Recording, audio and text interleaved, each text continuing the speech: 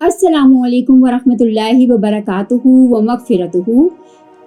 आज रमज़ानुल मुबारक का 24वां दिन है।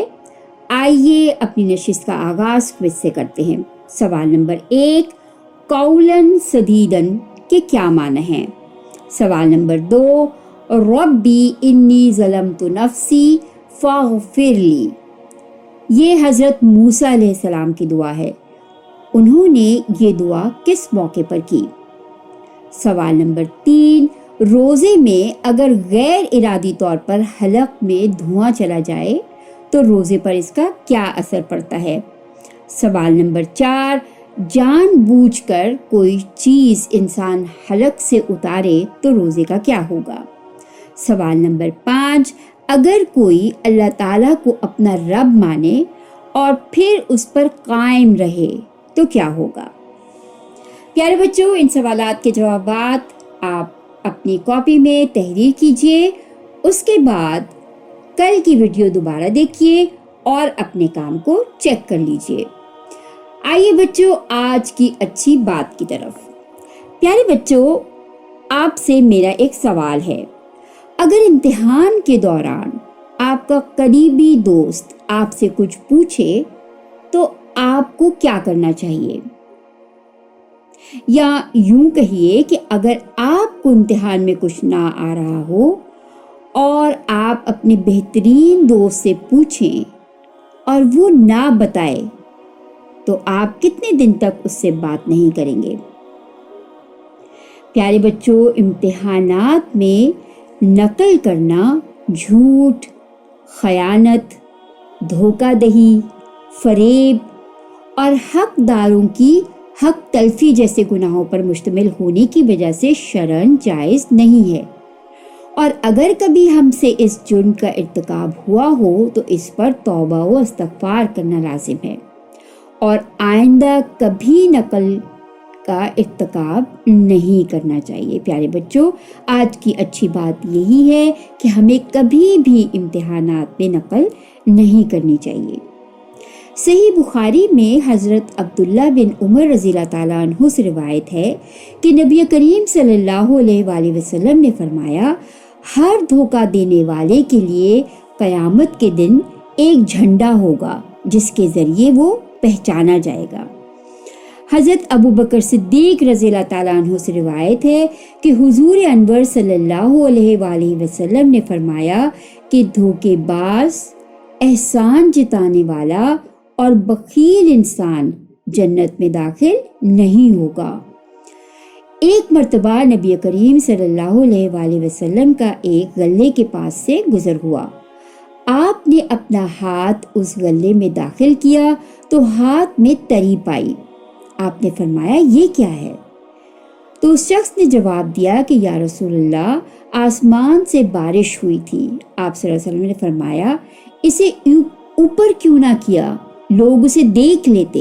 जिसने धोखा दिया वो हम में से नहीं।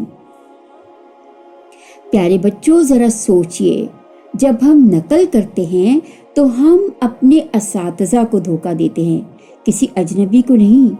और नबी अकरम सल्लल्लाहु अलैहि वसल्लम ने कितनी बड़ी बात कही है कि धोखा देने वाला हम में से नहीं, यानी वो इस्लाम से खारिज हो गया। तो प्यारे बच्चों, नकल से आपने हर सूरत में बचना है।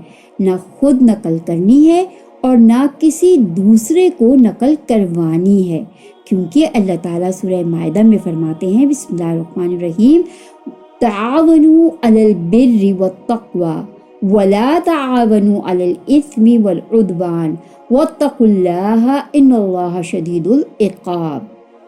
आपस में नेक काम और परहेजगारी पर मदद करो और गुनाह और जुल्म पर मदद ना करो और अल्लाह से डरो, बेशक अल्लाह सख्त अजाब देने वाला है।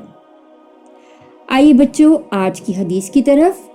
अल्लाह ताला रमज़ानुल मुबारक की हर रात को लोगों को जहन्नुम से आज़ादी का परवाना अता करता है। प्यारे बच्चों, रसूलुल्लाह सल्लल्लाहु अलैहि वसल्लम ने फरमाया कि बदबख्त है वो शख्स जिसने रमज़ान पाया और ये महीना उससे निकल गया اور وہ اس میں نیک اعمال کر کے اپنی بخشش نہ کروا سکا۔ پیارے بچوں، اس مہینے کا پانا بڑی سعادت کی بات ہے۔ جس کی قسمت میں رمضان نہ ہو وہ کبھی اسے نہیں پا سکتا، لہٰذا ہمیں اس ماہ کی حصولیابی پر اللہ تعالیٰ کا بے حد شکر گزار ہونا چاہیے اور اس کی عظمت کا خیال کرتے ہوئے اس کے آداب و تقاضے کو نبھانا چاہیے، اور جو بندہ نماز قائم کرتا رہا اور گناہ کبیرہ سے بچتا رہا اس کے لیے اس ماہ مقدس میں سال بھر کے گناہوں کی بخشش کا وعدہ ہے۔ پیارے بچوں، ذرا غور کیجئے کہ اس ماہ میں کتنے موقع ہیں جن سے ہم اپنی بخشش کروا سکتے ہیں۔ جس نے رمضان کا روزہ ایمان کے ساتھ اجر و ثواب کی امید کرتے ہوئے رکھا، اس کے گزشتہ سارے گناہ معاف کر دیے جاتے ہیں۔ جو رمضان میں ایمان اور اجر کی امید کے ساتھ قیام کرتا ہے اس کے سارے گناہ معاف کر دیے جاتے ہیں۔ جو شب قدر میں ایمان و خالص نیت کے ساتھ قیام کرتا ہے اس کے سابقہ گناہ معاف کر دیے جاتے ہیں۔ اللہ تعالیٰ ہر افطار کے وقت روزہ داروں کو جہنم سے آزادی دیتا ہے اور یہ آزادی ہر رات ملتی ہے۔ تو پیارے بچوں، ہم سب انشاءاللہ بخش دیے جائیں گے اگر ہم ان تمام موقعوں کو ہاتھ سے نہ جانے دیں انشاءاللہ۔ آئیے بچوں آج کے مسئلے کی طرف۔ قصداً یعنی جان بوجھ کر حلق میں دھواں یا گرد و غبار پہنچانا مکروہ ہے۔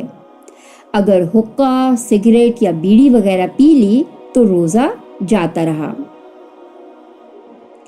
آج کا ہوم ورک، آج آپ کو اپنے گھر کے افراد کی تعداد کے لحاظ سے فطرانے کی رقم اکٹھی کرنی ہے اور والدین سے پوچھ کر اسے اپنی ڈائری میں نوٹ کرنا ہے۔ آئیے بچوں دعا سے اپنی نشست کا اختتام کرتے ہیں۔ بسم اللہ الرحمن الرحیم۔ اللہم خذ بیدی فی المضائق واکشف لی وجوہ الحقائق ووفقنی لما تحب وترضی۔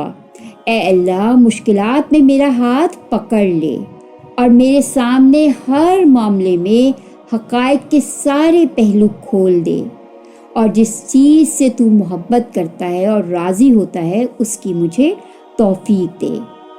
پیارے بچوں اجازت دیجیے، اللہ حافظ، کل ملیں گے نئی باتوں کے ساتھ۔